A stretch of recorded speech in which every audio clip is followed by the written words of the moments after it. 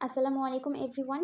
আজকে আমরা ইংলিশ গ্রামারের একদম বেসিক একটি টপিক নিয়ে আলোচনা করব। টপিকটি হলো সাবজেক্ট। সাবজেক্ট কি, সাবজেক্ট কাকে বলে, বাক্যের সাবজেক্ট চেনার উপায় এবং সাবজেক্ট সম্পর্কে আরও গুরুত্বপূর্ণ তিনটি বিষয় নিয়ে আলোচনা করব এই ভিডিওতে। সাবজেক্ট অর্থ কি? সাবজেক্ট অর্থ কর্তা বা উদ্দেশ্য। সাবজেক্ট কাকে বলে? বাক্যে যে ব্যক্তি, বস্তু বা বিষয় সম্পর্কে কোনো কিছু বলা হয় তাকে সাবজেক্ট বলে। সাবজেক্ট চেনার উপায় কি?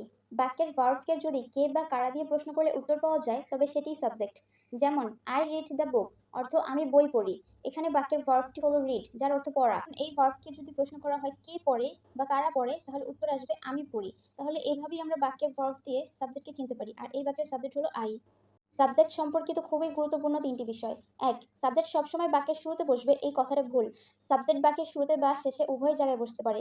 যেমন দেয়ার ইজ আ বুক অর্থ সেখানে একটি বই রয়েছে। আমরা জানি আর্টিকেল নাউনের পূর্বে বসে নাউনকে মডিফাই করে। দেয়ার ইজ আ বুক এই বাক্যে বুক এর পূর্বে এ অর্থাৎ আর্টিকেল বসে বুক নাউনটিকে মডিফাই করেছে।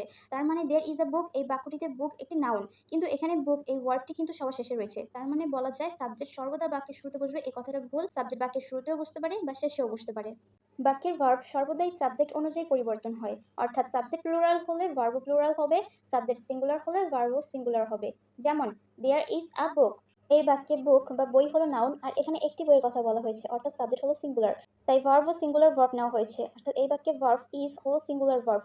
তারপর দেয়ার আর 10 বুকস এখানে 10টি বইয়ের কথা বলা হয়েছে, যেহেতু সাবজেক্ট প্লুরাল তাই ভার্বও প্লুরাল হবে, অর্থাৎ এই বাক্যে ভার্ব হয়েছে আর, এটি একটি প্লুরাল ভার্ব, অর্থাৎ বোঝা গেল সাবজেক্ট প্লুরাল হলে ভার্বও প্লুরাল হবে, সাবজেক্ট সিঙ্গুলার হলে ভার্বও সিঙ্গুলার হবে।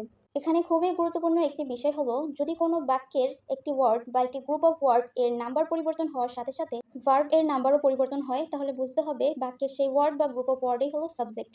বাক্যের সাবজেক্ট সর্বদাই কোনো নাউন বা প্রোনাউন হবে।